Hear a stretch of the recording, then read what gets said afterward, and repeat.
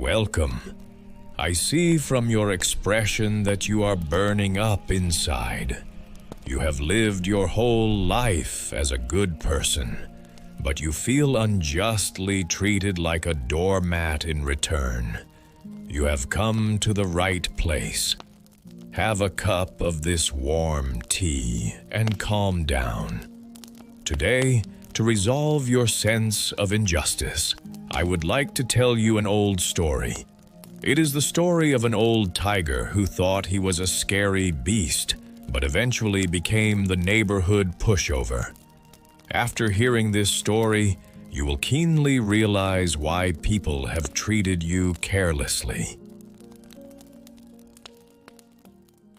Once upon a time, deep in the mountains, there was a tiger who had reigned as the king of the forest all his life.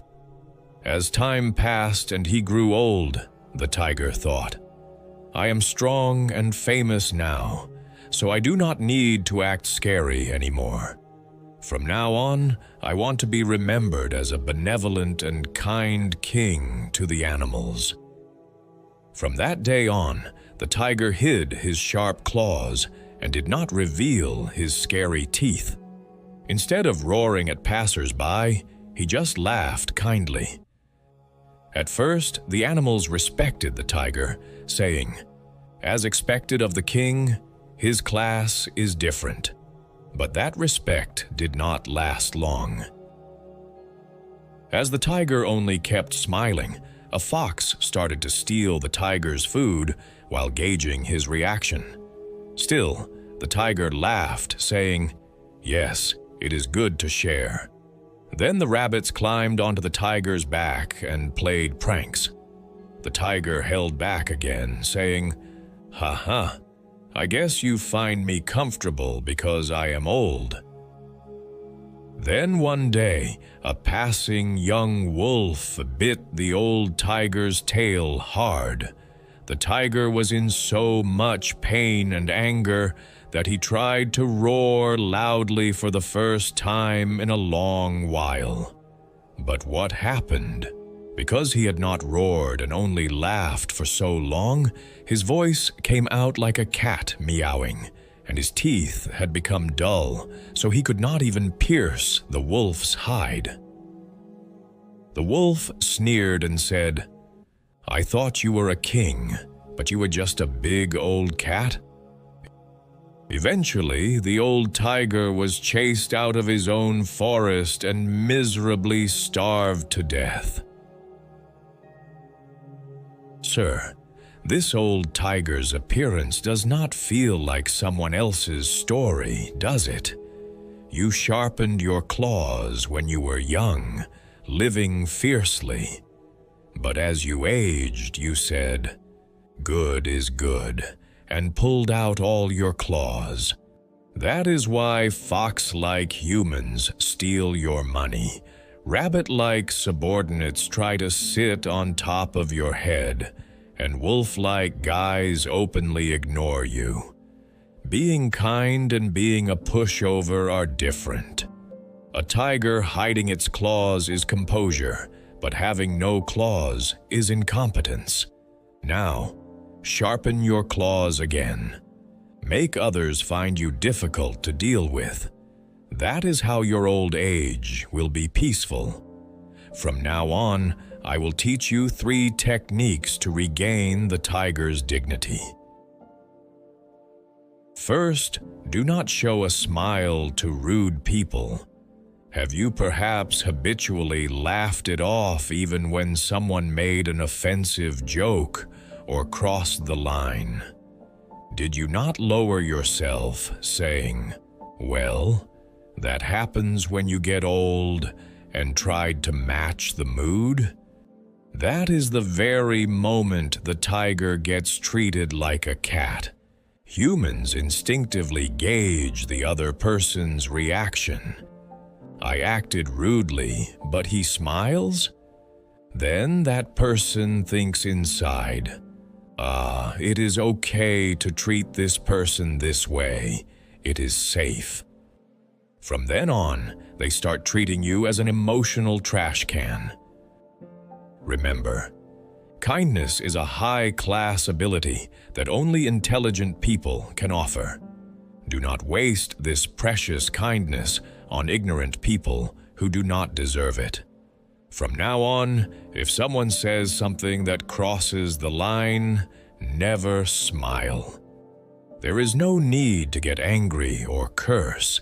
Just stop what you were doing and with an expressionless face, stare straight into the other person's eyes for exactly 3 seconds.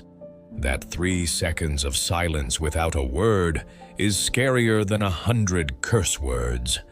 The other person will not be able to withstand that silence and will look away or apologize while rambling. A tiger does not bark. It just stares. Second, answer uncomfortable questions with questions. When you get old, people ask useless things. How much property do you have left? Do your children give you a lot of allowance? Are you not lonely living alone at that age? Whenever you received such rude questions, what did you do? You probably explained your situation in detail or forced yourself to answer even if you felt offended. From now on, never answer. The moment you show your hand to others, your weakness is caught. In that case, do not be flustered, but rather ask back. Why do you ask that? Why is that important to your life? Ask back very calmly and politely, but looking them straight in the eye. Then the other person will be flustered and mumble, "No, just because I was worried." Then drive a wedge in with one more word. "I will take care of my own worries. You should worry about yourself." To questions you have no obligation to answer, respond with silence or return the question. This is how the king of the forest protects his territory. Third, refuse without a reason. What kind tigers are worst at is refusing.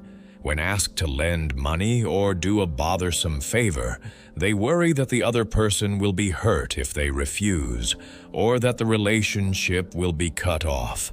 So even when refusing, they make all kinds of excuses. "My money is tied up right now. I am not feeling well." If you give detailed reasons like this, fox-like humans misunderstand that if they just solve that reason, you will grant the favor. They will dig in, persistently asking, "Then will you lend it when the money is untied?" Classy refusal does not need a reason. Just say, "No, I am sorry, but I cannot grant that request. My principles do not allow it." If they ask for a reason, just end it by saying, "That is just how I feel." A person who truly cares for you respects you even with a firm refusal. If someone leaves because you refused, they were someone who tried to skin you anyway. So it is better to cut them off early. Perhaps today's story sounded a bit scary. But, sir, it is okay to be a scary elder now. Trying to be a good person to everyone is eventually the way to become the worst person to yourself. No one treasures a pebble rolling on the roadside, but no one dares to touch a tiger in the mountain.